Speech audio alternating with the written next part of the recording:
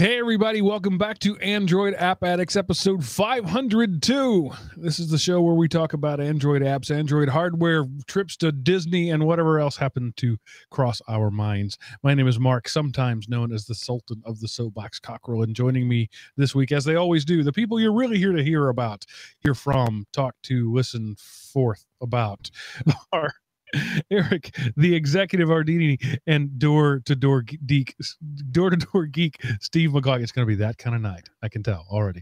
Steve McLaughlin. Hey, gentlemen. Yeah, we can't give this guy any more days off. Sorry, it's too hard on him. He loses his muscle memory in saying our names. Well, he ain't the only one. Trust me, I am so mentally out of it. I just right now want to sleep is all I want to do. So you're sitting on your couch watching TV, minding your own business, and like a 4.5-inch spider drops down on a web off the ceiling right in front of your face. How do you respond to that? I take something and flink it right across the room. I hit it as hard as I can. Hopefully it gets knocked out. I move out of the house.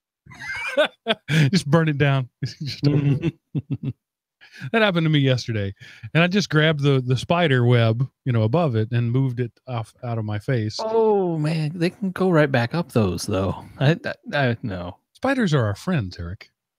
They do kill mosquitoes, which are never our friends. We encourage spiders around this house, but it was one of those moments where, I'm not afraid of spiders. It was certainly surprising. It's like, oh, hello there, Mr. Giant Black Spider. But it occurred to me, I probably am like in the 20th percentile of people who would respond that way. Everybody else would probably be more along the lines of what you two said. So was a big black spider to have any like identifying red marks on its abdomen and everything?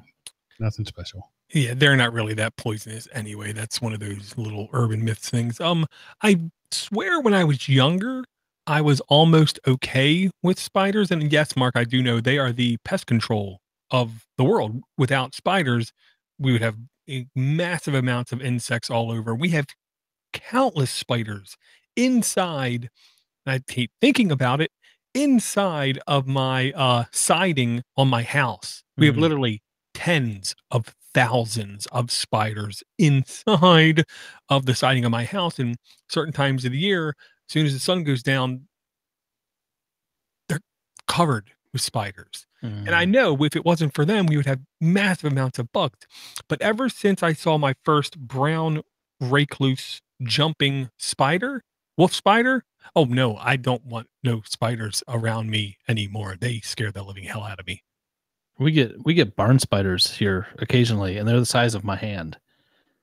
They're huge. They're like you could take one in as a pet. I mean, I had one in my garage that was up. I probably told this story before.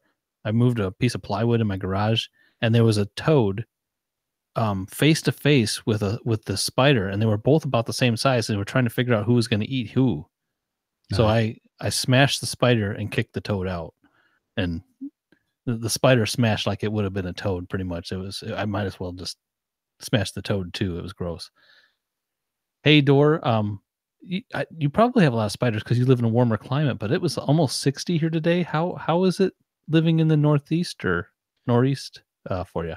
Well, one right next to my house used to be the end of the street where it was nothing but woods, which is the real reason I think we have so many spiders. It was definitely colder. I'd say 40 something until I got home, and my youngest one, who loves not putting on clothes, turned the thermostat up to 99.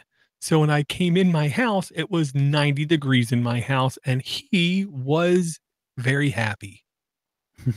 So did you guys get a lot of snow? Nah, a couple inches, maybe 2 inches, but work was closed, and I went in and wondered why the parking lot was so empty. So did you just go into the office and put in a day's work, or did you turn around and go back? Well, the wife went into work, so I went into work, and I knew she was going to be there. So I worked on production systems because I don't work in development because I'm a real man. Since there was nobody in the production systems, I did a lot of database maintenance, did some upkeep, did some re-indexing, did some things that I can't do during normal business hours. And then at around noon, when I looked out the window and saw there was like 4 inches of snow, I called the wife up and said, we got to go. So you got paid for it though. You're not like volunteering your time there. No, it doesn't matter. I cannot record that I was in work because of a legal issues kind of thing. I'm going to get paid no matter what because I'm a government employee. Government's closed. I technically can't go in the building, so I have to get paid. Okay, so your paycheck will reflect that you spent a few hours of work. No, it cannot because it's a liability. And if I would have went in the building and got hurt, the state would have been in trouble because I was and I would have been in trouble because the state was closed and I was not supposed to be in the building. Yeah, knowing this, you still did productive work for the state. It was a good time to do productive work. There was nobody there to get in my way, get on my nerves. Technically, I could have taken my pants off and did my work. Well, other than that last comment, kids, that's how work ethic is, and Dora is a model to live by. Well, it's the things you do when nobody's looking is what your character truly is. Well, and between you and me, Eric, I technically went rogue. Technically, I'm not supposed to be doing any of this work, but the unit where I work with the word database in at least their sub-description have a habit of not doing any maintenance on any databases ever. So I do database maintenance on all of our servers, even though I'm not supposed to, because I kind of like not being in the news kind of thing. So Eric, you could either say that was a strong work ethic or that he knowingly violated the rules and was antisocial. It could go either way. Yep. But at least I didn't turn the temperature up to 99 and get almost naked. I've known Dor for a while and I've hung out with him, so I'm going to say the first of the two. So my air conditioner went out. It was warm enough in Georgia recently that we turned the air conditioner on. Not because it was cold, but because it was 8 million% humidity. And I noticed that the outside unit wasn't coming on. The inside unit was, the outside wasn't. So I called the guy. It's like, it's like 45 degrees here today. I don't need an air conditioner, but I'm going to need an air conditioner. So why not get this fixed? So he came over earlier in the week and $85 just to answer the phone call. That's how that works. It's a diagnostic fee. Comes in and says, yeah, this unit's working fine. That unit's working fine. The problem is this breaker in between. Great. Can you fix that? No, we don't do that. All right. So I call an electrician. Like, all right, I've got this 30 amp breaker outside. It's a service disconnect. What are you going to charge me to fix it? $285? Really? No. Oh, man. So I went to Home Depot and bought a breaker for $10.60 and fixed it myself. So you did. Nice. $85 for a guy to tell me what to do and $10 for me to do it, and air conditioner is working. Yeah, I bought a new air conditioner and furnace shortly after we moved in here. Well, a couple of years ago, and every summer I have to call them to fix it. I bought the most expensive one, the quietest one, which isn't quiet enough to do a podcast, and the most efficient one. I don't know. I don't see any difference, but anyway, they saw me coming, I guess. I don't know. I thought you get what you pay for. Well, I've got a pile of junk and I paid for way too much. And I just anticipate I'll have to call them this summer again because it's never worked when the summer comes ever since it's been installed. But thank you, York. 13 years ago, and I know that because my 15-year-old was about 2 at the time. I had 2 babies, and it was August in North Texas, and my air conditioner went out. Oh, my. And I called the guy and said, I want the biggest thing you can put in today. I'm not going to argue over price. We're not going to talk about features. The biggest thing you can put in today. And yeah, I might as well have said, here's free money. Please take it all. Because I paid through the nose for that. But our unit on the outside is almost the size of a car. I don't know. Our old one, he said, was oversized for our house. And it was maybe a third of the size of this thing outside. Luckily, he moved it away from where everybody's at. It's just huge. I want to have a job where I can take advantage of uncomfortable people because that's where the money is. True. Well, on behalf of your family, Mark, I'll say thank you. They might thank you in 30 years from now because they're family, but on behalf of them, I'll thank you tonight. Speaking of taking advantage of uncomfortable people, how was the $3 water at Disney World? Try $5. Um, It was on sale for $3. My mistake. you know, we believe as a family, eating good food is part of a vacation. Enjoying good food and not just corn dogs and chicken tenders. So we got the family meal plan down there, uh, which every meal was between on the bill two because there's five of us, $220 to $360 per meal, and in just under halfway through the week, the meal plan already paid for itself. We were already ahead of the game in how much we spent versus how much it would have cost if we wouldn't have done that. So if you buy a meal plan, you just eat as much as you want after that.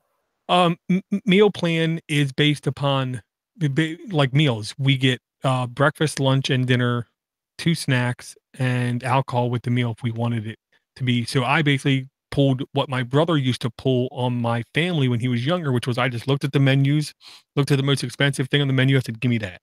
Yeah. And most of the time it was steaks or beef burgundies or that kind of food. And I had some really good steaks is what I'm going to say. Had some outstanding breakfasts because I'm a breakfast kind of guy because, you know, the low carb thing. And I purposely, because we also got an appetizer, entree, dessert. And of course I ordered a dessert, took a spoon, took a little sliver off of it, ate it. That was good. And then push it towards one of the kids and have them finish it. Because, you know, I'm not supposed to be eating that. And nobody minded that at all. Oh, they loved it. They loved it. The one time I went to Disney, I took my kids one time and we did the cheap version of it. I loaded a backpack full of bottles of frozen water that thawed out throughout the day and granola bars and stuff like that. And so we ate cheap at the park, you know, and then at the end of the day, we went to a nice restaurant and ate somewhere. But the downside of that was, you know, 108 degrees in Florida sun, and I'm carrying 50 pounds of backpack on me. But otherwise, it was, yeah, I'll never do that again. I'll just pay the money from now on. Yeah. And I convinced the wife to never again go in the middle of the summertime. I don't care about the kids' school. I don't care about attendance. I really don't. So I have her convinced of that. The last time we tried to go to normal restaurants outside Disney, we found the wait to be bad, the staff to be not friendly whatsoever. Disney is one of the only parks that still let you bring in food and water if you wish. So I'm all for doing that. But she's like, I don't even want to think about it. I just want to walk up to somebody, tell them my name, sit down in 5 minutes, have somebody serve me food. Oh, okay. I'm not going to argue. So, and the best I think meal we had was in Paris in Epcot Center. Unbelievably rich, fantastic food is what I'm going to say. All of us thought that meal was pretty much the best we had. Yeah, and we went to every park. Again, I'll say Animal Kingdom was the biggest disappointment by far. Worst restaurant experience ever because they're not Disney owned and operated. Rainforest Cafe, absolutely horrible food, horrible service, horrible atmosphere, extremely overpriced. But they have a real life safari at Animal Kingdom, and that was pretty awesome. The Rainforest Cafe, they've got those other places other than just Disney. So could you, I've never been to Disney. I don't know how it's laid out or how the rules are. Could you have went to that Paris and Epcot Center every meal or every day if you wanted to? Yeah, absolutely. But we didn't have what's called park hopper passes because that is extraordinarily expensive. So we only went to Epcot one day. We one time ate at the Coral Reef, aka the seafood where you're looking at the seafood in the aquarium, basically. And then the lunch was at the Paris Cafe. I just think of Monty Python and the fish watching the fish in the big tank. Oh, look, Bernie's being eaten. Well, it's life. Yeah. So last week when I didn't know we weren't doing a show, I was going to talk to you guys about something experience happened to me, Android wise. Oh, my Android Wear watch, the Moto 360. One day, a couple of weeks ago, at the end of a long day, I took it off. I put it on the charger, and it said 87% charge. And I was like, "Wait, what? That doesn't make any sense. That can't be right."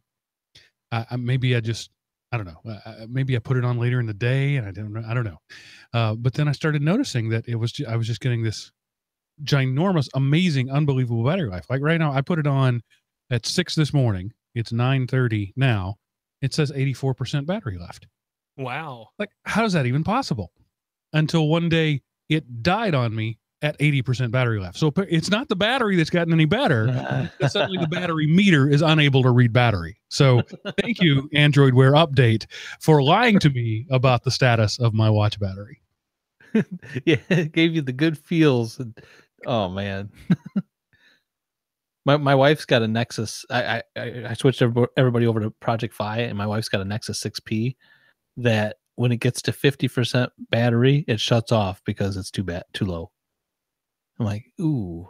So I hooked her up today. I found a used phone for her. I got her a Pixel, the first gen Pixel with a little crack in the corner of the screen.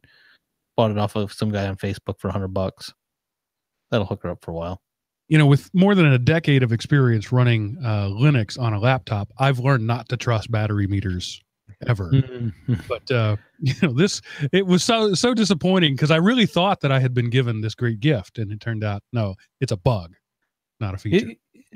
It's funny you mentioned that. That's one of the things, you know, Microsoft Windows is so annoying, and I hate all the things that pop up all the time. But I'll tell you what, man, it really lets you know when your battery's going dead. I've got Ubuntu on my laptop, and there's no warning. I mean, I could probably set it up, but it's fresh out the box. There is no warning. You're just right in the middle of something. Yeah, and 2 seconds before, had you looked at it, it would have said you had 65% battery. I see. I never looked, so I was like, I guess I should have had it plugged in. You know, that's my bad. I should have.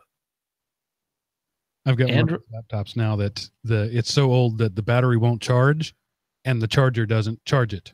Right, so it's that thing that happens to all laptops. The little thing where you plug it in doesn't work, and the battery is worn out. So I'm gonna have to crack it open and like solder the power cable directly to the motherboard if I want to continue to use that device. So you have to have like put a stack of playing cards underneath the jack, underneath the corner of it. Yeah. I've tried them all, you know, just the right way. Living in a house full of women, scrunchies work pretty well. Yeah, earbands are good. Yeah. So Android Wear got a new name. Anybody care about that? Yeah, Wear. I hate to say it, but I believe that is the first official nail in the coffin. First, we have chip manufacturers 2 years ago, I believe, deciding we're not going to upgrade these processors ever. So nobody, even if you go by the brand newest Android Wear watch, it has now, I think, a 2.5-year-old processor in it. I don't know what's going to have to change for this to pick up steam again, but it doesn't look good. So does that mean wearables are dead, or just Google Wear is dead? What do you think? I hate to say it. I really hate to say this out loud. If the rumors are true and Apple is doing something with diabetes, being able to monitor through the watch, through the skin, Apple wearables will be fine because that will be a very desirable technology for a certain segment of the population. I don't know what it would take for Android to change, to happen, to have for it to become desirable, because it doesn't look to me like it's remotely desirable to the masses. Yeah, well, a blood sugar app would be the killer app that would keep it going. That's kind of a bad way to say it, the good app, but I honestly, I wear my watch every day, and we had one of the listeners, you know, want me to, you know, ask me to start, you know, talking more about Android Wear apps and things. I just don't do much with it. I wear it, you know. I like showing, you know, I like my you know, episode 500 watch face that I keep on it, but I don't use it much. I walked to work the other day, and I started Fit on it because I don't know why they don't just automatically know that you're walking and keep that track. I shouldn't have to hit start. But then I realized I didn't even have Fit installed on my phone, so that would probably be one reason. But so I installed Fit, and then, you know, 3-4 hours after I got home, I'm looking down and Fit is still running because I never hit stop. I'm like, this is just not right.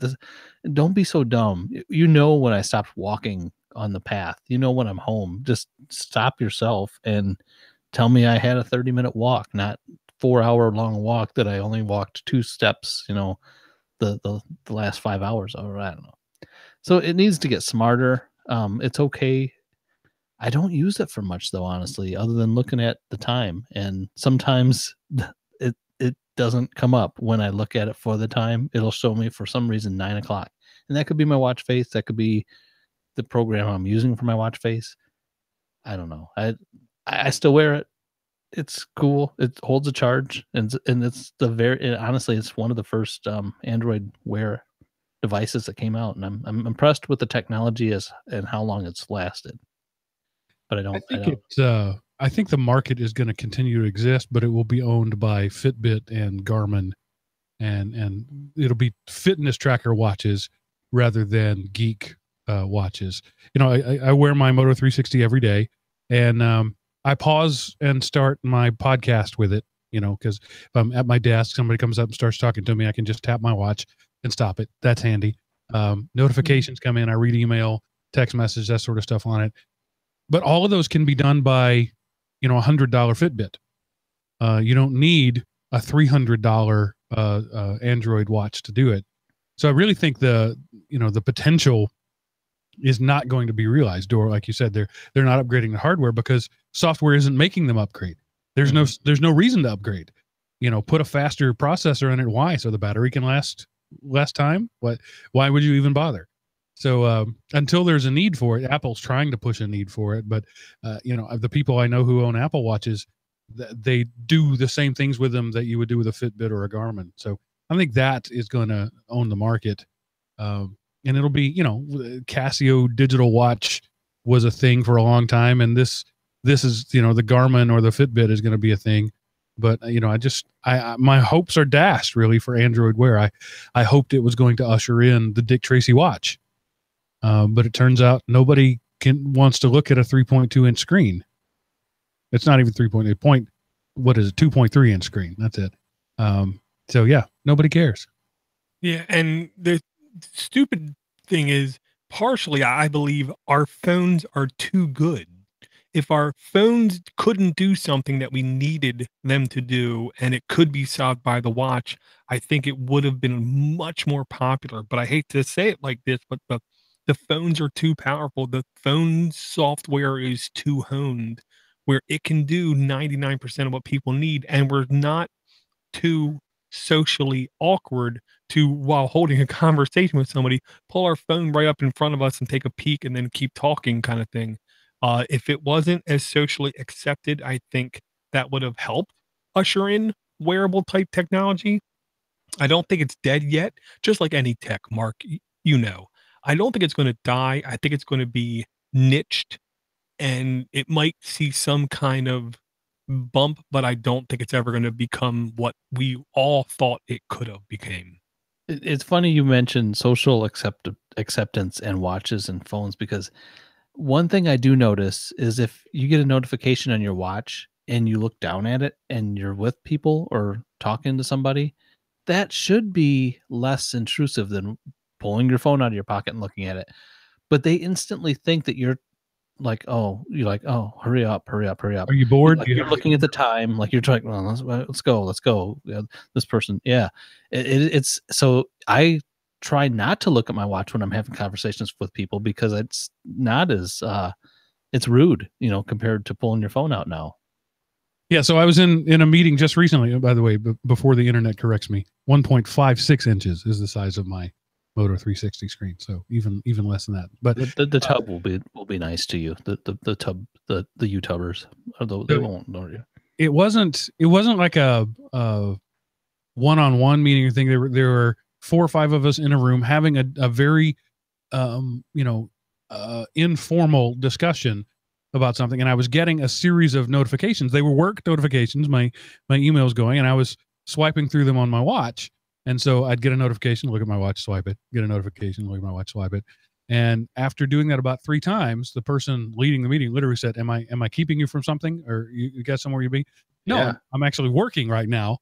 But yeah, it's that thing that the subliminal message is, oh, this guy's looking at his watch. He must be bored or uninterested or have something more important to do. Yeah. Yeah. Where if you're looking at your phone, they just assume you're Facebooking. That's just the assumption, because I had a manager, this was several years ago.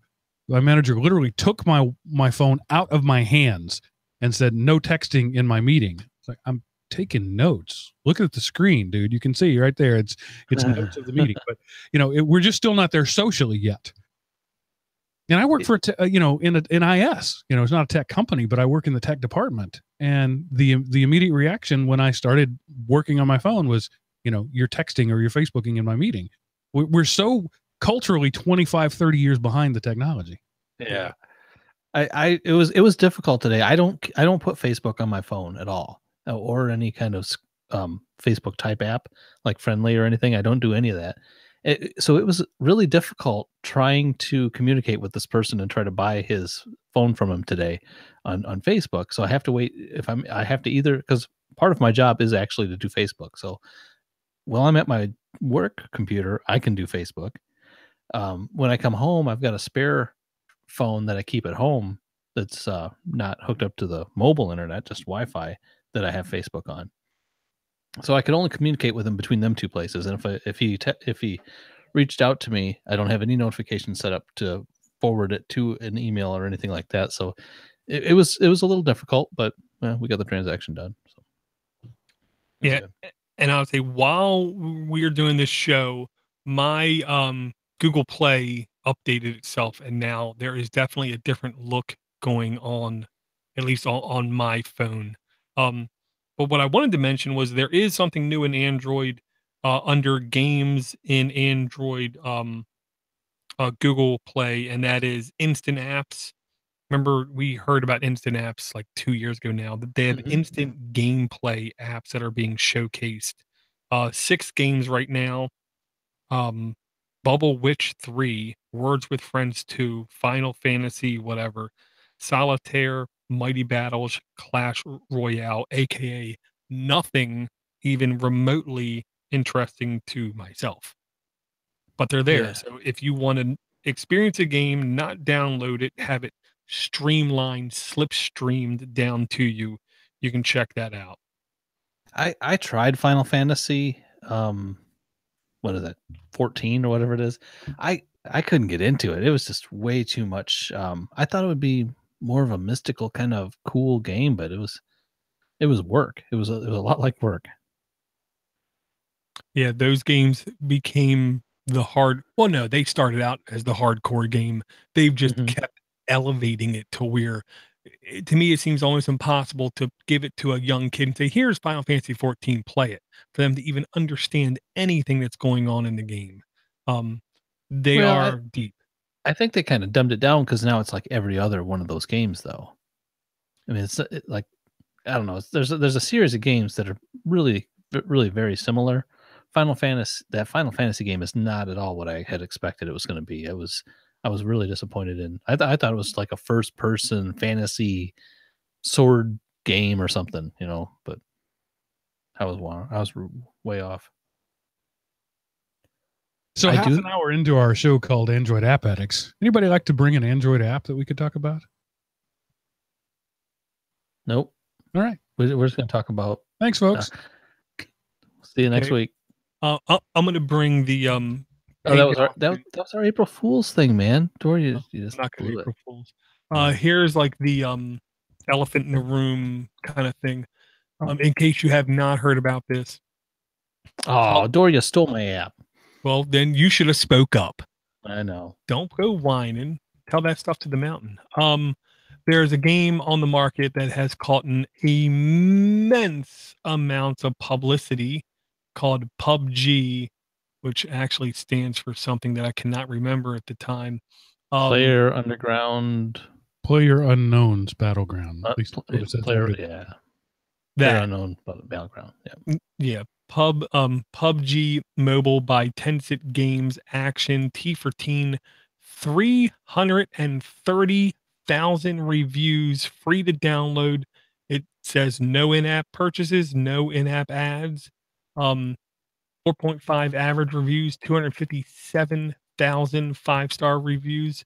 Updated March 14th, 2018, size 31 megs, 500,000 installs, current version 0.32. I believe this came out today, maybe yesterday. If you don't know what it is, I don't know what to tell you. This and Fortnite have taken over the, I believe, Xbox 360 and Sony PS4 gaming community. Short, I want to say 3 5-minute games or something like that. Shoot, bang, bang. Third person. I've played it a few times now. I installed it yesterday or the day before. And I'd watched a number of times it be played on the Xbox. And from my recollection, I never played it on the Xbox. This is very similar.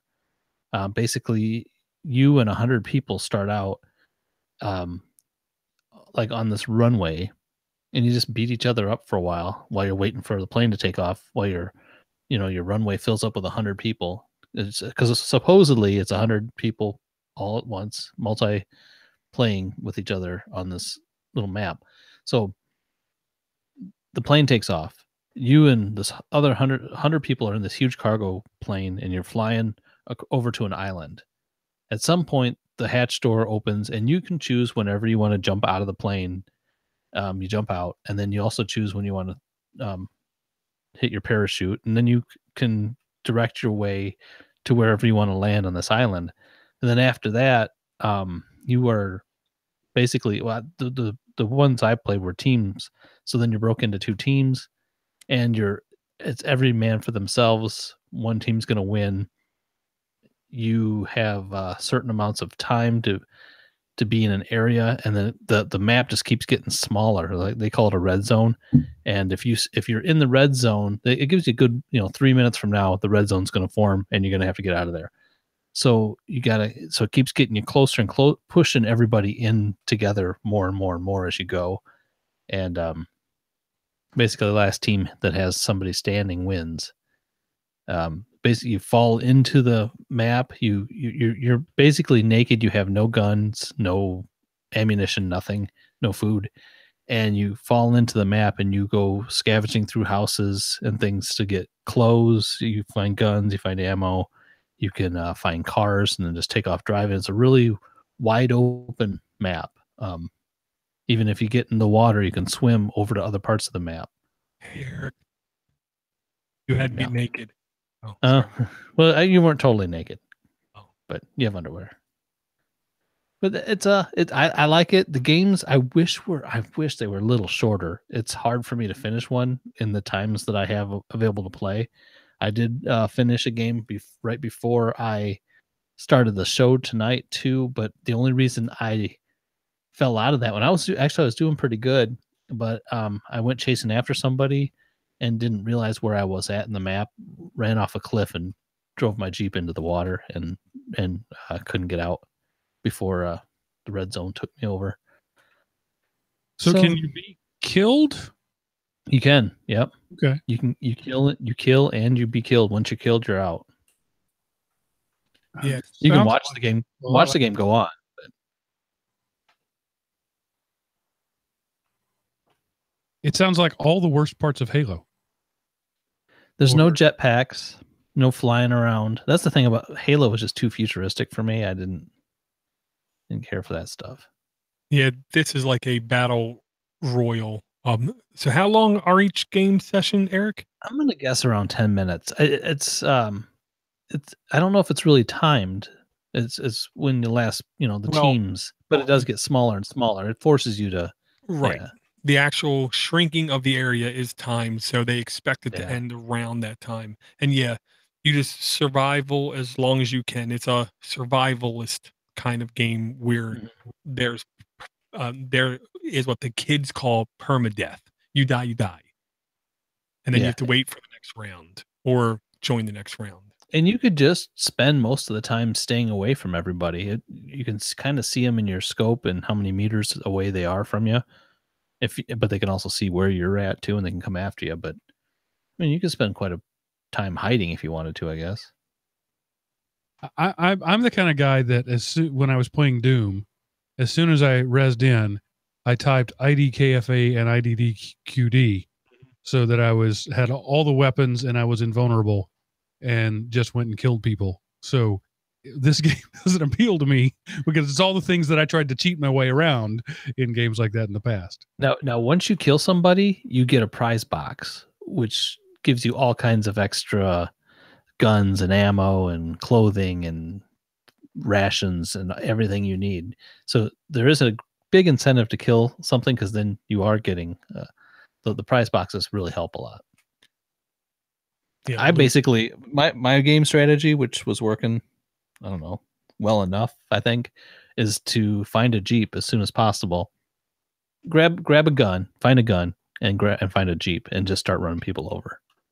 and then you get the prize boxes. But then they're shooting at you while you're in your Jeep too. But I don't know, it worked for me. The people who were running around on the street didn't work as well for them. So can you like jump in the Jeep and melee you in the back of the head and throw you out of the Jeep? Is that a thing? I didn't have it happen.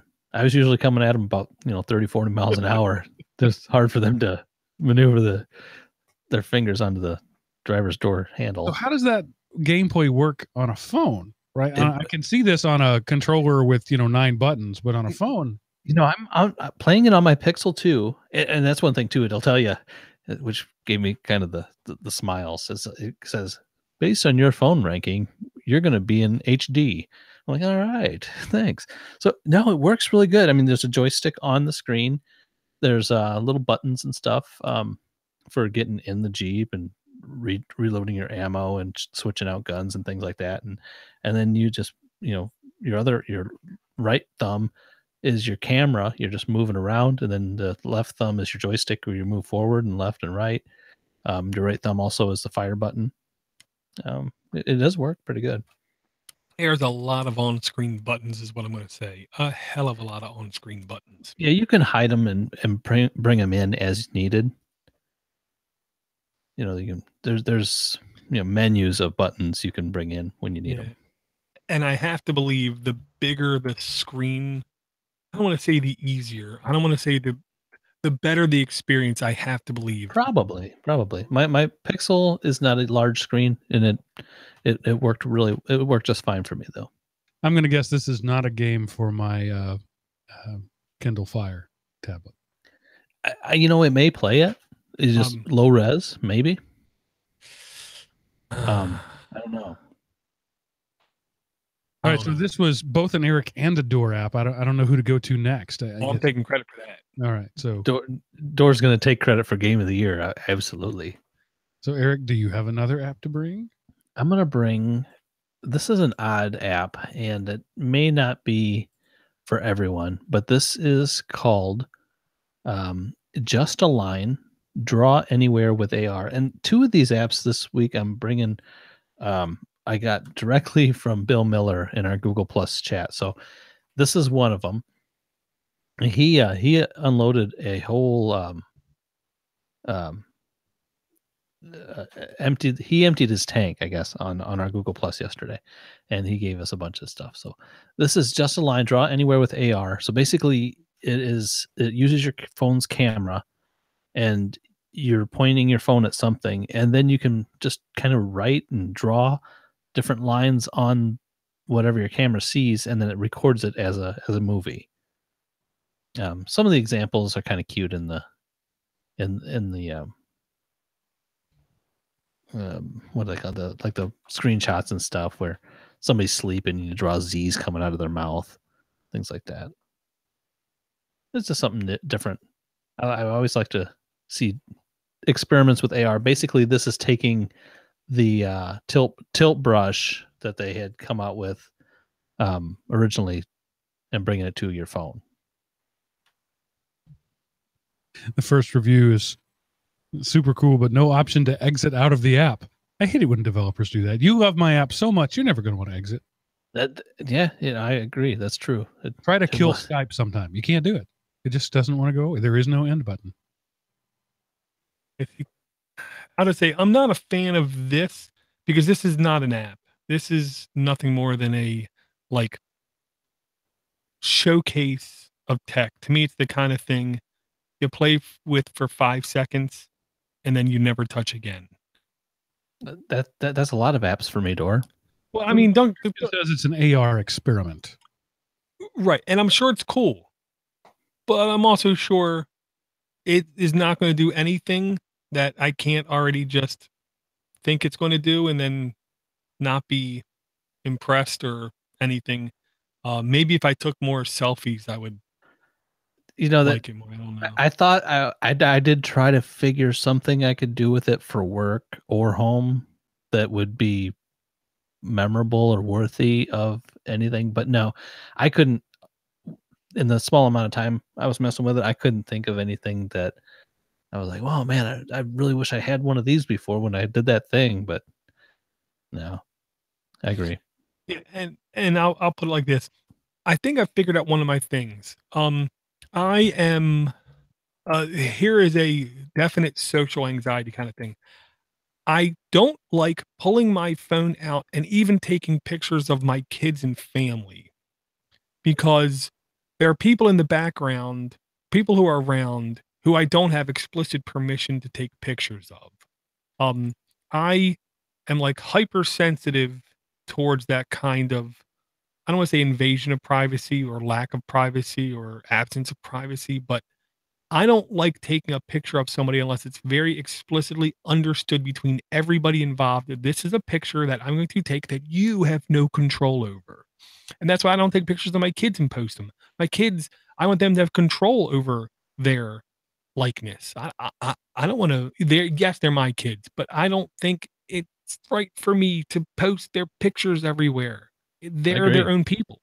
So I don't go randomly taking pictures of anything. You know, maybe something that's inanimate, but not a person ever. I can't bring myself to do it.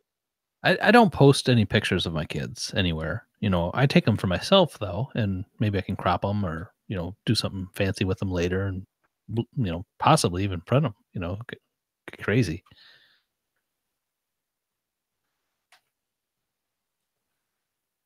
Yeah. All right. And I guess that conversation just ended. I mean, I know I'm weird when I say that, but you know, we all have our things. That's one of my things. I just don't like the idea of taking a picture of somebody and saying, "Hey, look at this." I took a great picture of Dor when we were in Orlando of him drinking a Monster, and we were outside of the alligator bar or whatever it was, Gatorville or something like that. It was a really good picture, and it looked out of my eyes. I'm like, man, this is a good shot. And so I took a picture. I was just looking at it today, and there's like you're saying, people in the background. There's a girl taking a picture of another girl. There's two kids looking at their mom, and their mom's like in a bikini. I'm like, yeah, I see what you're saying. There's no, I have no. But it's a public place. They consented to be viewed by the public when they walked out of the house. No. Just because you walk out of your house does not mean you consent to be posted everywhere on the internet. It means you had to leave your house to get something done.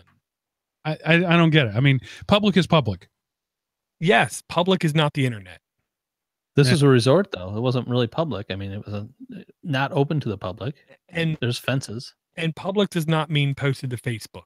Facebook is Facebook. I don't get it. I mean, if you're talking about the girl in the bikini, right? She put on that bikini and walked outside. Therefore, she clearly has no problem with people seeing her in a bikini. So what is the harm in taking a picture in which one of the background artifact happens to be a person dressed in a way that they chose to dress? I don't know if there is. I was just noticing that there was a lot going on in the background of Door. It was a great picture of Door. I should share it. You know, it's that good a picture. This is a conversation that I had. My mother in particular was super camera shy, and I, as a young man, was a bit of a camera buff, and she literally stomped that out of me because she was like, "Don't you take my picture." Like, you got up in the morning, you looked in the mirror, and then you walked out the door. You must have thought you looked okay. But for some reason, it's the permanence of it. You know, if I'm outside and I bump into somebody, it's ephemeral. It's only a moment, and it's only in their mind. But if I take a picture of it, it's there forever. And so people have this expectation that they must be perfect in all pictures. I mean, how many pictures can you find? Or it's really a better challenge. How many pictures can you not find of the girl with the knee bent, hip out, arm on the hip thing that pose that every girl does, because apparently that's supposed to make them look thinner. And it's like, this is a picture. This is a moment that suddenly has to be perfect, when the best photos in the world are pictures of imperfect, spontaneous moments. I would say I used to be a camera buff too, because I figured if I was taking the picture, somebody else wasn't taking a picture of me. That was the reason I was into cameras. But mine definitely stems from a lack of self-confidence. And that's just a me thing. I'm not saying I'm right. I'm not saying you're wrong. I'm just saying I don't feel comfortable taking pictures of anybody that I don't have explicit permission to take pictures of, because I don't think I want people to do the same of me. So what about traffic cameras and all those? I mean, your pictures are taken a million times a day. I don't like any kind of public cameras. I honestly think it's an invasion of privacy. That's what I think. There is no privacy. You're out in public. Just because you believe that there is no privacy does not mean that there should not be privacy. Yeah, I think that you should have the freedom to move about the state or the city or the country without being surveilled in any way, if you choose not to be. And not that I'm right when I say that. It's just one of those things. Okay, I could spend another hour talking about this, because this is fascinating to me. If I could pay cash and not use the iPass and not be tracked, and it was the same price, I would do that. But they make you pay cash; it costs twice as much. But so you have to use the pass, which tracks where you go. I would just stay off of those roads. The elite highways anyway, where just the rich people can drive. Is this one of those emotion things? I've heard about this, that humans have these things called emotions, and they respond to these things. This is a foreign concept to me. Is this an emotion thing? I don't know. I have no feeling. It isn't an emotion thing, but it is a belief thing, which means that there is no right answer. There we go. Yeah. I'm looking for somebody to explain the unexplainable to me. I mean, if when you walk out of your house, get in your car and drive on a public roadway, you are trackable. Just because I can be trackable, easier to. I mean, and the guy driving behind you, the guy who is on the interstate with you for 50 miles because he happens to be going the same direction as you, do you get mad at him? Stop following me. So I guess you utterly support DRM to treat everybody like a criminal, and then when they prove that they are a criminal, that you're justified. How do those two things go together in any way? Why are you taking pictures of people in public unless you're expecting there's going to be something illegal happening? Illegal, or not so much illegal, but most cameras today are traffic cameras monitoring the conditions of the traffic, not trying to catch the guy doing something illegal. No, not even close. Most cameras are not traffic. I don't think ours are that way. I kind of work at the Department of Transportation now. Not even close. By the numbers, the vast majority of cameras on in the public display today are traffic cameras or red light cameras. They're monitoring the status of traffic. Security cameras sitting out front of buildings. We don't have far outnumber those cameras. We don't have traffic issues, yet there's still cameras. I mean, there's no reason. We don't have a news center 6 that's going to say, "Oh, here's the traffic on the First Avenue today." There's no reason for that here, yet there might be a camera. Yeah. And like Google tells me more traffic information than any other service ever does, and they don't gather that information via a camera. And most of the traffic monitoring and adjustments are done by sensors in the road, not cameras. But all right? I mean, it's interesting that you guys can't have a non-emotional debate about this. I find this fascinating because you're immediately jumping into paranoia. I'm just going to talk about just the facts of the situation, and you can't do it. That's a again, that's a belief. Filter, that's another belief. What, that I'm having a fact-based conversation? No, that you are and we're not. Because I work at the place where they do all this. Right, but I mean, you immediately jumped to DRM. You changed the subject on me so that you could have the moral high ground when we weren't talking anything about that. And then you changed the polls to say the majority of the cameras are traffic cameras when I work at the place where I know for a fact that's not the case. You live in one state, man. I mean, we're talking about worldwide. You can't quote me worldwide stats. And even if you could, it doesn't change the nature of the conversation we were having. Anyway, I find this fascinating. Come to my show Sunday, and we'll talk about this. This is not what these people tuned in to hear. I communicate with all the other states in the nation, and the majority of cameras are security cameras and ATM cameras and gas station cameras, not traffic. There's actually very few traffic cameras. I've come a long way. I would never, if you would have asked me 10 years from now or 10 years ago, if I would let a phone read my fingerprint to unlock it, or even have a device in my pocket that I know the microphone will never turn off on, or if I'll have two devices in my house that the microphone never turns off on. Okay, maybe not 10, 15 years ago, I would have said, no way. I would never do that. That's crazy. Why would anybody do that? I've come a long way in my paranoia, but there's still some places where I don't like. Convenience trumps all, and that's why I'm okay with it. And that's why I've got an iPass. Yeah, in my car. All right. So Todd Evans sends us an email writing about an app called Towaga. He says, "Hey guys, I only have a minute, but I just wanted to share a game with you. It's called Towaga. It's free in the Play Store as of 3/17. It's an interesting game with a different style of gameplay that uses what I would describe as a virtual D-pad, sort of a King of the Hill-esque, is that even a phrase? Style battle. I just downloaded it today, and I haven't had too much time to tinker with it. What I've played so far has been enjoyable and challenging. Hope the fellow Podnutzians may get some enjoyment out of it. Just a reminder to my fellow listeners to give some value back to the show. Patreon.com/Android App Addicts. Even a little bit goes a long way. Keep up the great work." How would you pronounce this again, Mark? Towaga. Towaga. Thank you. Beautiful game. I got to say that. Yeah, I have not played this yet. I probably installed it after his recommendation, but I don't know why I haven't played it. Well, and this is where, if I was truly paranoid, I would say Google must be reading my emails, because the very next day this showed up in my Google Play games list, which it did, but I still didn't install it. I was talking about chicken coops, and the next day there's a Facebook ad for chickens. Right. To which, the sale ends in 24 hours, 99 cents free for right now. So I'm going to install it because it's free. I know. Yeah, it's a cool looking game. I will install it and play it. We'll bring it back to the show after I check it out. I just from the screenshots, I can't say exactly what's going on here. It's kind of a cartoony looking, maybe third person shooter, but it's got cards. I can't tell what's going on. I will. It's still free as of this podcast. So I'll give it a try.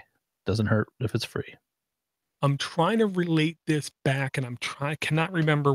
I want to say this harkens back to an old Mario Party game where you are in the middle of the screen and you have to constantly swing back and forth and around, and kill the things that are slowly coming at you.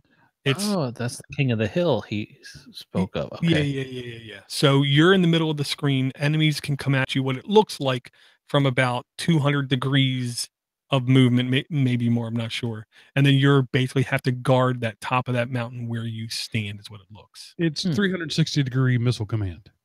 Yes, missile command. Good comparison. Okay. And a good name.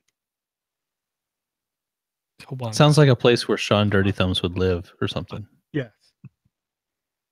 Yes. Thanks very much, Todd. And Todd he actually upped his Patreon 40%, is what I'm going to say. Wow.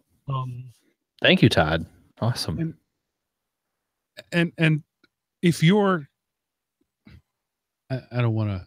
Oh, hey, Todd. I don't want to be crass and give amounts, but if you're giving to Patreon at all, you're probably far in the shadows and dust of what Todd Evans is doing. Thank you, Todd, for your amazing level of support. Todd, I just ordered 2 large spools of printer filament. Tell me what you want, and it's coming to you.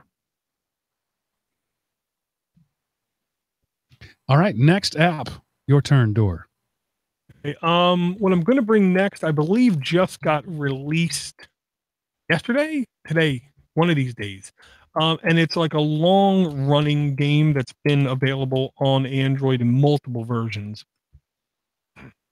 It's called Shadowgun. Sorry, a little thing in my throat. Shadowgun, which is a really good third-person game, reminiscent of almost like mech type activities. Um, you start out. One of the things I'll say I liked about this game was as soon as it starts out, it asks you how experienced are you? Thus, how are the first level or levels going to go? How much hand holding do you need? Which I thought was a good plus. Insanely customizable characters. You go through halfway on rails, is what I'm going to say, through stages and levels where you have to kill what seems like alien like creatures. I'm not going to say quite like Halo alien creatures, but alien creatures. And what I kept seeing was at least mini bosses or at the end bosses that were gigantic mechs where they all had their specific weak points you had to figure out, find out, and then take them down. One of these gloriously good looking games. But if you do not like the gameplay, you will know it very, very quickly, is what I'm going to say. Again, Shadowgun Legends, completely free to download, does have in-app purchases. I don't believe it has any in-app ads. Yeah, it's a good looking game, Door. Good find. I would say you said third person shooter. It looks first person to me, but yes. That you say that. Yes, because I do remember the gun coming up and I'm looking through the sight of the gun. And I will say I actually installed this on my Chromebook flip the whole thing back around, and I'm sitting there playing the game with a 10-inch screen, and it was kind of cool, I'm gonna say. On screen controls like that for your joystick, or are you just more on rails that you don't have to worry about which way you're looking? Your right thumb is basically forward, backward, strafe, left and right. Your right one was move your head around and you tap it to pull up the gun and shoot.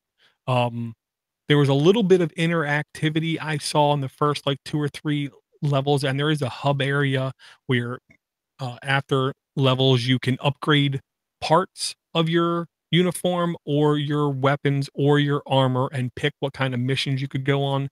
So there was like a hub world where there was a little bit more in-depth stuff going on. I honestly didn't have the time to get into that level of depth, but this is like the old Shadowgun that I was playing years back with Eric Salse, 5 years ago kind of thing. Just looks a hell of a lot better. Nice. Yeah, it really looks awesome in the video. Yeah. I wish it was a little bit more mechy, if you know what I mean. But it was definitely fun. How many campaigns did you play? How long did you play it? I went through 3 missions. None of them were extremely long. They were essentially walk up a little bit, take out this mechanical thing, whether it be cooling, security, shield, gate, then walk a little bit further, and then big mech. So I went through like the easiest beginning or tutorial kind of levels, and literally each mission was 3 minutes maybe. Yeah, so that was what I was getting at. Could you play this in line at the grocery store? If you have a little bit of a line or a slower cashier, absolutely. But if you're in a really short line with a really professional cashier, maybe not. So not at Walmart then. You could play it at any Walmart in the country. Oh, you could probably do the whole campaign inside of Walmart. Yes. Well, they might open up a second register though, right when you're in the middle of the good part. Why do they even build 53 registers? What's the point of that? 44 of them break. And then they got to rotate the other 8 over 4 shifts. I was going to say to look good in pictures. I don't know. Yeah. All right, ridiculous. Eric, you're up. All right. I'm going to bring one. I'll tell you what, man. Our email people, our tub people, our listeners really hook us up. So the last one was from Bill Miller. This one is from Ivor Davies. This is an app that he seemed to like. Comparing it to my BB Tan, he has his defense zone. So I installed this for a while, and I still haven't installed. I played it for a while. This is a neat game. It is a tower defense game, which I'm not usually really into, but it's my kind of it's my pace. I can really basically there's a road and there's army troops and tanks coming down this road, and you just set up some turrets and just sit back and make sure and see how you did. See if your gun turrets and other things you've set up along both sides of the road stop the waves and waves of the opposing army. It's fun. It is one you could pause and get back to later if the checkout line did move for you. So it's a possible game you could sit there while you're in line. It doesn't take too long for you to get ran over, I guess. If you run out of turrets and your things aren't set up correctly to get overtaken by these hordes of troops. This is really the good, graphically stunning tower defense game I've ever seen. It's beautiful. It is absolutely beautiful. I was going to say, for me, tower defense and beautiful typically never goes hand in hand. Well, yeah. And it's not a hard game to learn. It's not like you have to commandeer a squad and then go pick a general and do all this other crazy stuff. And it's just a game you can get right into and start playing. And it's if it wasn't a tower if it wasn't set up this way, it could be a different kind of game. It's just easy to play and good looking. Yeah, and just a real quick side thing. Saying a beautiful game reminds me more than a couple games that we've brought into this show in the last 16, 18 months. I've seen come out on the Nintendo Switch in the last 30, 60 days, which is a very mixed signal thing. In one way, that's very bad. In one way, it's very good. It's showing that Nintendo is having a draw from outside their normal market for have people come put games on because everyone's making money. It's bad because I'm sure the percentage of shovelware is going to go up. Looking at these graphics, this is the kind of game I could see someone trying to sell on other platforms, is what I'll say. Yeah, so Defense Zone 3 HD by Artem Kotov. Strategy game, 4.7 reviews, 63,000 reviews, 4.7 average. Installs 1 million, more than 1 million. Last updated December 7th, 2017. A date which shall live in infamy. Yeah, it's true. All right, so app. Now it's time for an email, and this email comes from the Rhino. He says, "Hey, hello, fellow addicts. First, let me say that I love this program. It's the only podcast that I currently listen to on a regular basis. Door brought an app on AAA 501 called Radiogram, and he asked for feedback. I have to say that even though I didn't like the app, it may be fine for others. In my last email, I had said at some point I would talk about my go-to apps. The TuneIn radio app is in my top 3. I installed the Radiogram app as suggested by Door. The app is okay, and there are no ads in the app. However, the TuneIn radio app is far superior to this app. I tried to listen to a few of my favorite stations, and none were available. Of the stations I was able to listen to, some had poor sound quality. If you're adverse to TuneIn radio app has a pro... I think I skipped... If you're Adiverse, there we go, skipped a word. If you are Adiverse, the TuneIn Radio app has a pro version for $10. This does not and cannot take the commercials out of stations, and switching stations during commercial breaks has mixed results. The TuneIn app has many, if not most, of the terrestrial radio stations that stream their stations on the internet. Also, there are some internet radio services similar to XM, like Got Radio, Addicted to Radio, 181.fm, and Best Net Radio, to name a few. There are also many standalone internet-only radio stations that I love that did not show up on the search in Radiogram. If you really want to find a mind-numbing amount of audio content, install the TuneIn app. Thanks so much for all you do, and keep it up. Peace, the Rhino. Thanks for the email, Rhino. It's good. Good hanging out with him before. Absolutely. So here's the question. I don't understand, I guess, copyright trademark in this sense. I know to rebroadcast video content, you have to have like explicit written consent.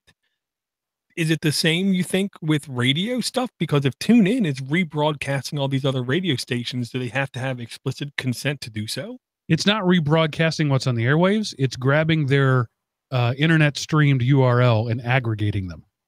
So it's Gotcha. taking content already available on the internet. It's just an aggregator.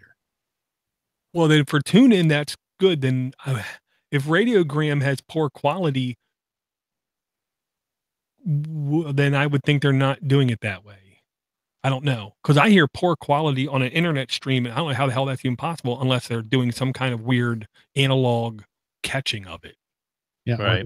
They're trying to transcode as it goes or something. Oh, okay. Now that I could believe, like skipping, pausing, buffering. Maybe they're doing that so they can inject their own ads or something too. They slow it, like slow it down. That's dirty. I don't know. I haven't listened to. iHeartRadio is another Mm-hmm. common app. But generally, I mean, I'm not a big radio guy. I haven't really ever been, not since I was 15. But when I want to listen to a radio station, I generally know what station I want to listen to, and I just go either get their app or go to their website and press play. So I've never really had a lot of value on for these, but I do use. I have, I think iHeartRadio. It may be, I don't remember which one. Last FM, maybe I have one of those on my phone just for like severe weather instances. So if there's a tornado or whatever, you need to tune into that AM radio station, and you may be out of power, but your phone has got battery. So I do keep one on the phone just for that sort of thing. iHeartRadio must make it pretty sweet for the radio stations too, because they're always advertising that they are on iHeartRadio. Yeah, and the radio personalities I used to listen to, I'm a podcaster now because I loved AM radio, talk radio, and all of the people, I'd say 80% of the people who I used to listen to and just followed like their show. I'd go meet them at meetups, and they'd be at a car show or something. I'd go to the car show and went on pasta cruises and things with them. And the real celebrities all went to podcasting. Yeah. And I'll say just really quick mention about radio listening. Only time I listen to the radio is when the kids or the wife turned it on. I really don't listen to the radio, but today, 1 day and 5 hours worth of podcast. Yesterday, 1 day and 4 hours worth of podcast. Day before that, like 1 hour, 1 day, 6 hours of podcast. But Sunday, my first day back after a week of not listening to any podcast, 44 hours worth of podcast listening. Had to try to catch up. So today I'm officially caught up again, which means I'm going to take a deep breath because that was a lot of podcast listening. On the way down and back, my mother-in-law literally went to the library and got books on CD, audiobooks, and we listened to them up and down. And I want to say James Patterson possibly was the author. He's a popular, good book. He was a popular named author. I want to say James Patterson. I don't know. Unbelievably bad books is what I'm going to say. Really bad books. One was called Sale, about a rich family, and the other one was again about rich kids in New York City getting kidnapped, and the kidnapper trying to teach them basically social things about how the world is screwed up and how you need to try to fix it. It was very, very, quite horrendously, barely put upable content. And to me, if that's my first introduction to audiobooks, I don't think I'm ever going to listen to audiobooks. Yeah, that was James Patterson. You're right. James Patterson. It was so bad. I listen to a lot of audiobooks, but now I actually found a book that I have to read for a thing that isn't available on audiobook. So I'm listening to Google Play's voice dictation read it to me, which is much worse than an audiobook.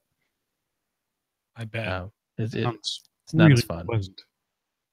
It's either that or read it, and she reads it faster than I would read it. So I can do other things and still listen to her, get most of it. And honestly, the book is better than I thought it was going to be, even with her reading it. I didn't think I was going to like this book at all. It's about a butler in the White House, and he talks about, I think he was there for Roosevelt, maybe? I don't know. And all the way through till now, I don't know. Been a butler there forever or whatever. Some kind of person there. That was a movie, The Butler, Lee Daniels. I'm sure it was a book too. But I can't that's remember what the this movie. book's called. It's like my time with the first ladies or something. I think is what it's called. I don't know. I'm a big Audible fan, and if anybody listening hasn't ever signed up to Audible yet, I would encourage you to go to audible.com/Alamanopi. Use my referral link for your first thing. I get a nice kickback. You get a free book. So Great if idea. you're a podcast listener, you should be an audiobook listener, really.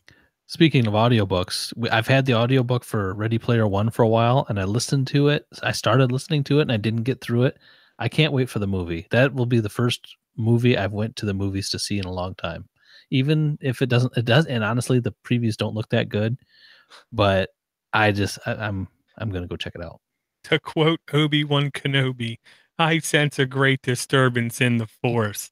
When that movie comes out, the number of disappointed people is going to be insane. I know, but it's Stephen King, and the movie Steven can't live up to Spielberg it. and- It can't. It's impossible for. I know. You know. It was like The Martian. The Martian was this amazing book, and then the movie came out, and it was a fine movie, Right. but it wasn't an amazing movie. See, I haven't read the book, so I'm not going to be too disappointed. I haven't read the book all the way through. I've read it twice. It's one of the few books I've reread. Yeah, see, that's why I'm purposely, and that's my excuse, Mark. I'm purposely not reading or listening to Ready Player One until I watch the movie, because I honestly believe, as just a movie, it's going to be mighty fine motion picture.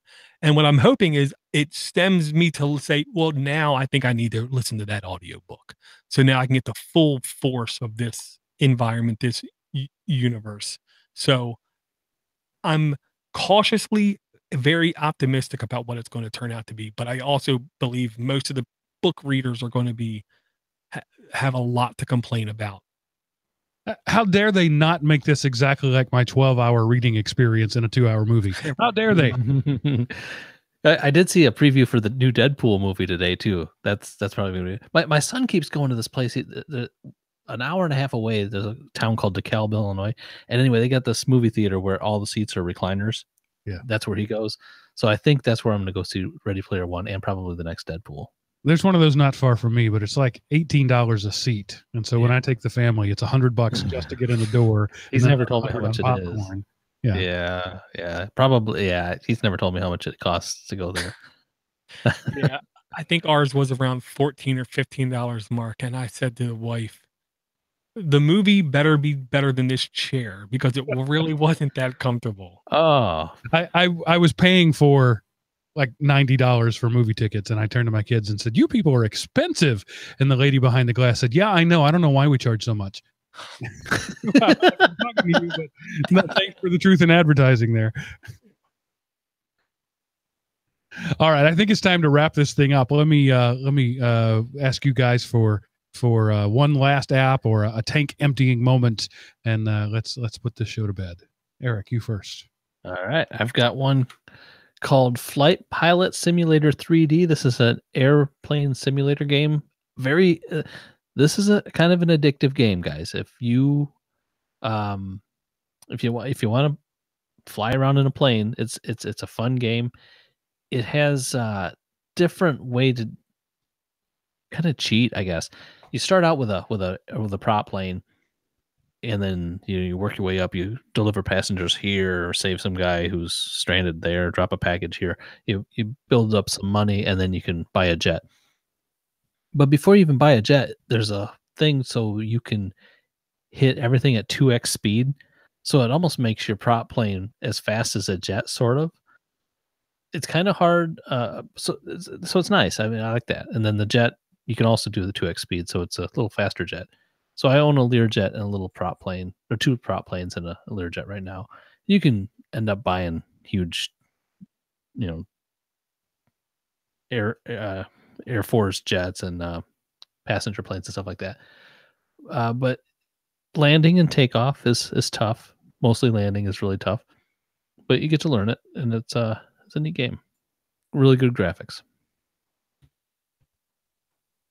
I'm reading one of the reviews, and the guy complains about the fact that he's got to land a plane carrying 200 people on a boat, and that boat's not nearly big enough to land that plane full of 200 people. No plane that could hold 200 people could ever land on that. So that says that the thing must be really realistic if he's got people thinking in those modes. The aircraft carriers are tough to land on. Yes. Well, there's shouldn't they be? They should be. They are every bit as hard as they should be, I think. I'll just say the only thing that makes me skeptical is it's called Flight Pilot Simulator 3D Free by Fun Games for Free. Rated for everyone.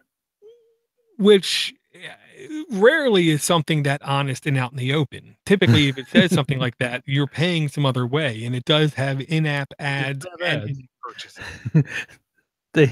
Well, yes, you can buy it. You don't have to. It could be free if you wanted to play long enough to earn enough money to buy those planes, or you could just spend the money and get the planes sooner and buy them for cash. 1,935,000 reviews. My goodness. That's weird because 50 million installs. It's a beautiful game. I've never gotten into a flight simulator game that I probably went back to as much as this one. I would say that. I'm not going to lie, Eric. These numbers alone make me say to myself, I have to install it. There has to be something here. It's an addictive game. Just saying that. Install. You'll have fun. Yeah. Now, I'm going to need your assistance, Mark. And as soon as you click the link, you should understand completely why I need your help. I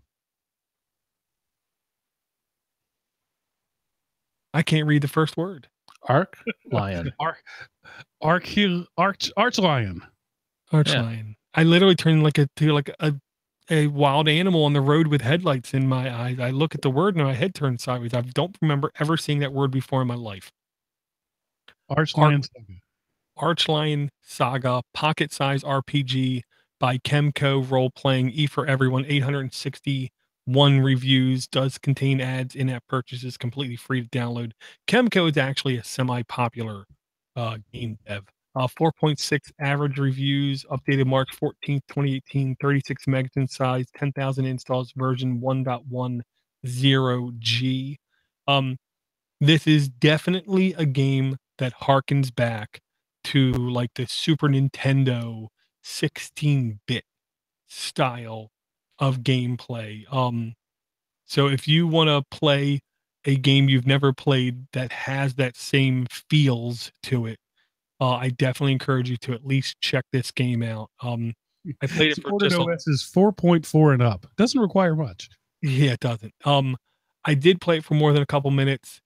This does deliver on everything I thought it would, which is text, text, text, text, go do something, text, text.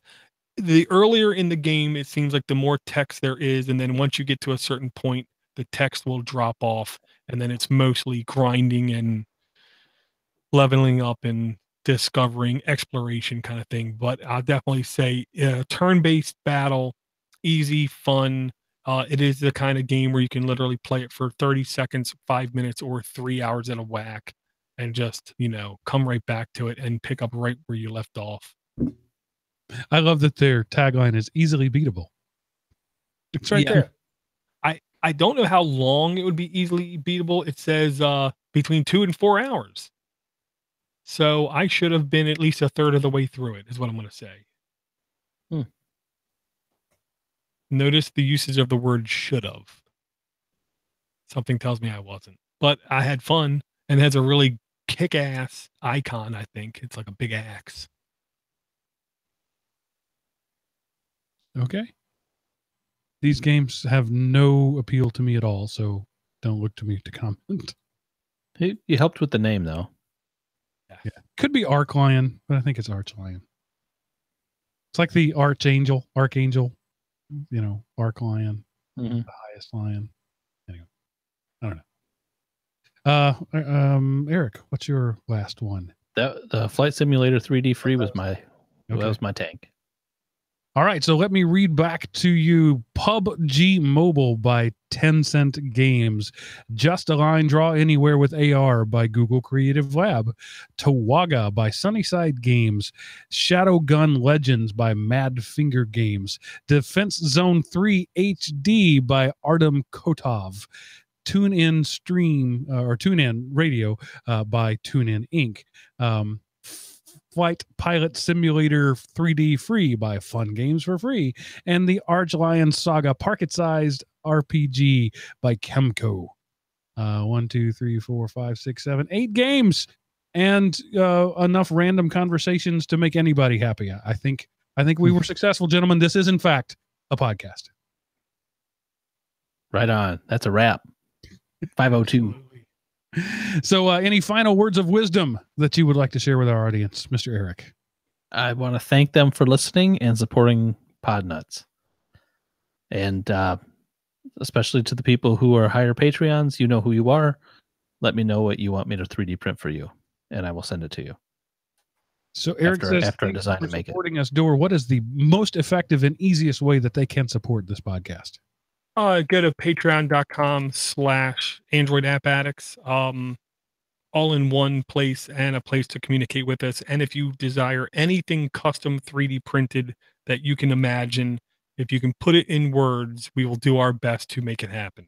Or as Ricard would say, make it so. Thanks everybody for listening. I appreciate you letting me be here with you and try to be the ringmaster of this ring circus. I love doing it every week, and even the weeks I'm not here. But no, that's not really how that works. Anyway, thanks everybody. We'll see you next week, because that's it for this episode of Android App Addicts.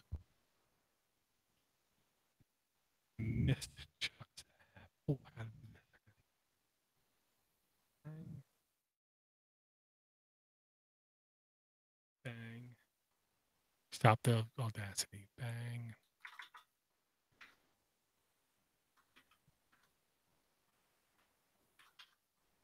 Show any ideas? What? For Mark. Mark is show wrap-ups. Yeah, I'm thinking. Oh, Same yeah. thing. Thank you.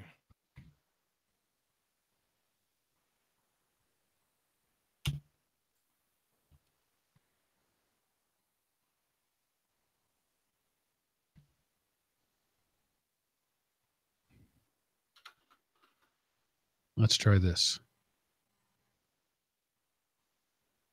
Door steals an app from Eric. Door can't pronounce the name of an app. And shockingly, Mark has an opinion about something nobody cares about. This week, that and more on Android App Addicts. No, we care about. That was awesome, dude. I know, but we care about. We care about.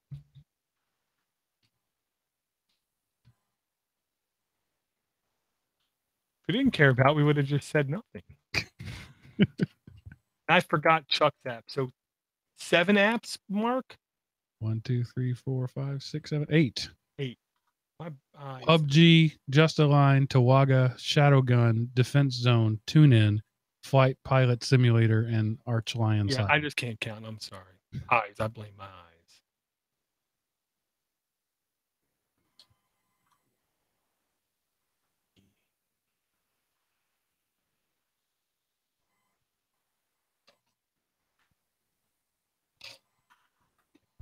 Document. Yeah, I think I'll document.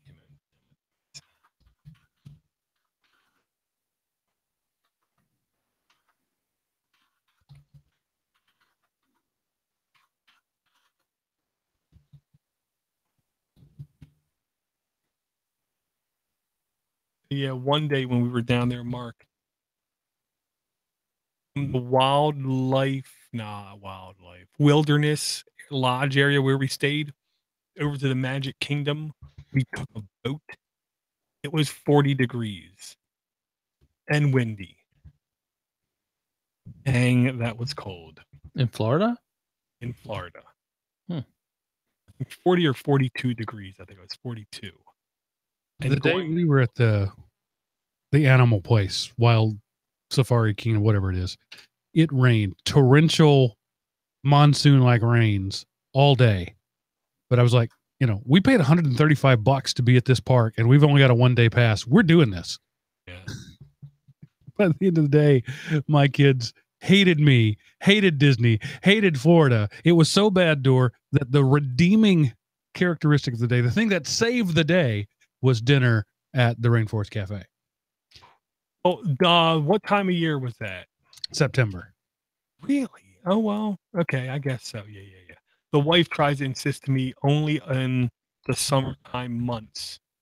It rain during the day. September down there is the end of summer. Summer's wrapping up. It was still 100 degrees in the middle of the day. Gotcha.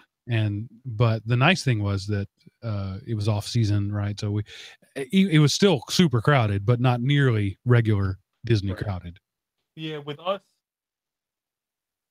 by 4 o'clock, 5 o'clock, every park we were in started to get crowded. But before that, it was all, I don't want to say it was wide open, but it was kind of slow. Even though the newest Animal Kingdom Avatar ride, 220-minute wait. Yeah.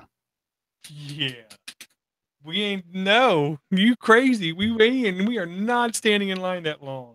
We waited about an hour for the Soarin' ride where you're in the big hang glider. Oh, I love Soarin'. And we waited. The line was too long for the Toy Story ride. They were already out of speed passes, and I just wasn't going to wait for it. Well, that's what this ride was. This was brand new ride. It was basically Soaring 2.5. Go through spiel, whatever. You go into a room, 16 of you, where 8 of you go in this room, 8 of you go in the next room. There's like a part of a motorcycle that you sit on, you scoot all the way forward, push your legs up it all the way forward, push it against your chest, and then flaps behind you open up, and a thing comes up behind your back, and you're holding on to things. And then if you don't look and realize, the floor goes away, and there's a wall of like 60 of you all right there in front of a huge, screen that made Soarin' look tiny. That was how big this damn screen was. And you were riding one of the Avatar Banshee dinosaur-like creatures through the sky. That was friggin' awesome. Sounds like. Yeah. That was awesome. And Toy Story, the kids waited an hour and a half for that line because we got fast passage for Tower of Terror, Rock and Roller Coaster, and the mother-in-law wanted to see the Indiana Jones stunt spectacular kind of thing. So they waited in line. It was okay. It's what it is. It's fine. The best thing about it is you're not standing in the middle of the sun. Yeah, you get to sit down. Yeah, exactly. And I'm very okay with that. I'm very okay with that. And that's the thing, honestly, that I like about Disney is the amount of shade. Yeah.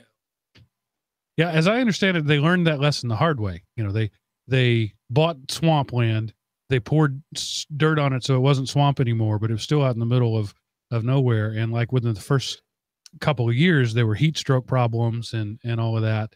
And so they had to learn how to not let, northerners like yourself die when they go to the South. I believe it because I know when we were there in July or whatever, I swore I'm going to die.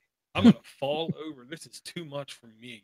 I've only been to Florida in August and July, and I loved every minute of it. I'm fine with that. I like it hot. Crazy. And there's only like 2 water fountains at each park. Well, they want you to buy the water. Exactly. So I would schlep my backpack that at this point was wet because all the condensation from the frozen ice that had melted, and we refill our water bottles just as it was starting to get light. Dual purpose. The fountains, and I would refill it. Yeah. That sounds like perfect planning to me, Mark. I think you could. Right on, dude. And that was the thing. We went in February. Only twice during 5 days did anyone stop us in the middle of going someplace, turn to each other and say, "Can we get something to drink?" So to me, that was a blessing right there. Because usually 8 times a day at least. Can I get something to drink? Can I get something to drink? I'm dying. Can I get something to drink? I'm dying. At the bar, the breakfast, I know it's not Texas worthy, but pan like this big around with egg, cheese, and brisket inside. I'm in. Oh, dang. That was, I kept going back for seconds and thirds on that one. That was damn tasty. That was damn tasty is what I'll say. And then they had a weird eggs Benedict, but the bottom was like pulled pork barbecue sitting on top of an egg patty, sitting with cheese and the sauce over top. Hollandaise, like a Benedict. Yeah. That was a little weird, but you know, pass it up, I'd be a fool. Oh, and my logic is, Mark, here's if you want to do the reviews. Reviews. What was it called, Mark? Place to store reviews? No, where you do the review reading. Oh, dramatic reviews. Dramatic reviews. Yeah. You give me, my logic is less than 10 minutes a month of dramatic reviews, and for like $30, I'll ship you each PayPal. You know what I mean? Just because I honestly think people would enjoy it. And then the logic is, after that month, if you want to, because they shouldn't be time sensitive, it's my logic. Right. Then after the month, if you want to, you can release them on dramaticreviews.com. I'll leave that part up to you. Yeah, I just renewed that domain, so it's been more than a year since I had that idea that I've done nothing with. And I think it's about time it gets put to use somehow. Yeah, and I don't want to rush into something great. I could just go to the Play Store and just go to the front page and find gold. Oh, yeah, they're all over. That's the thing. This is like, walking down the yellow brick road looking for yellow bricks. Right. Just look down. So I could do Play Store. I could do Amazon. I could do Walmart.com. Oh my gosh. Walmart. I'd have to find some way to phonetically indicate bad spelling. There was one. I was reading an Amazon one the other day. Somebody, instead of putting Wi-Fi in their review, they said wife. Oh. And then there was 300 other reviews underneath it talking about how secure that person's wife should have been, and how much coverage she had and things like that. Oh, it was so funny. I could not keep up with any of that chat tonight whatsoever.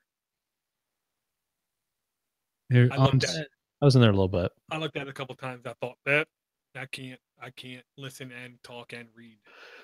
I just got to pat myself on the back a little bit. I was proud of myself tonight. Years of experience in doing this came to fruition as I read the email about Towaga, copied and pasted the link into the chat room, and then pulled up the page to preload it, all while reading the email, and never missed a beat. That's the hard stuff. Whilst reading the email. That's the hard stuff. That's where you require coordination without thinking.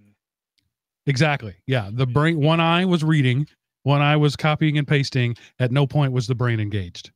It was all just spinal cord reaction. I can't. The reading to me is just too hard. I gave you guys a possible show title in there. What do you think? I don't know. It's in the. I'll find it again here. I'll read it back. PUBG Mobile to 16-bit. The show has games. Oh yeah, I saw that. I wasn't sure what you were talking about. Maybe that's where Dora always likes me to put the show titles, so he can go back to them. Oh, gotcha. Yeah, the talk tonight was not much about the show. There was discussion going on, but very little of it had to do with the show. Yeah. Or Mark's a dick. Wait. That was two of the things. He says our beliefs are fact. Whatever. I don't know. With Google I/O coming, not a single talk title mentioned fuchsia. Not a single talk mentioned where. And what was the third thing? There were three things that none of the Google I/O presentations, at least right now, showed that they were even going to be talking about. Can't remember what the third thing was. Did they are or did? Is it over? Is it started? No, it's happening in May, but they already have a list of some of the sessions that are going to be talked about. They'll do a one last thing. Well, guys, I got to pee, so I'm going to use that as my reason to leave. So, good night. I'm going to put that file in there for you, the gig file in there for you. Appreciate it. See ya. I find it. I know I got it here someplace. I got to pee. Wife kept getting mad at me, Eric. What? The wife kept getting mad at me. When? All the way to and fro Florida. Every time we stopped, I got to pee real hard. Do you have to announce it to everybody? Why, yes, I do. So then, of course, I kept purposely just saying, hey, hon, yeah, I got to pee.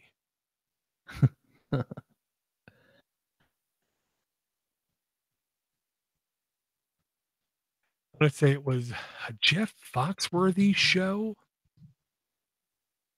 Can't remember the name of the show. That was one of the things where one of the kids' Halloween parent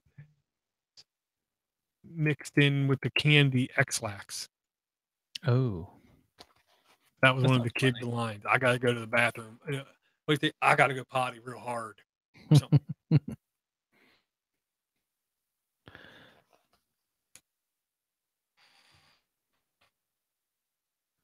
Well, dude, I gotta get going too. I gotta get the heater turned back on here because it's cold. We're gonna get like 6 inches of snow. Oh, goodness, man. Yeah, I thought we were out of it, but no. Yeah, and first do the sudo apt update. Yes. Sudo apt upgrade. First do both of them. Update, and then upgrade. For video editing, really there's two I would suggest. The super easy one, PTV, PETEVE, or PITIVI, PTV. Okay. That's like the Windows Movie Maker-esque one. All right. And then there's OpenShot or KDN Live. KDN Live is really the good one, I think, but it definitely requires more education. I've used Adobe Premiere and stuff. So well then yeah, you're fine. And Final Cut Pro. Yeah. Does that sound correct? I mean, is that the right workflow? Do you think?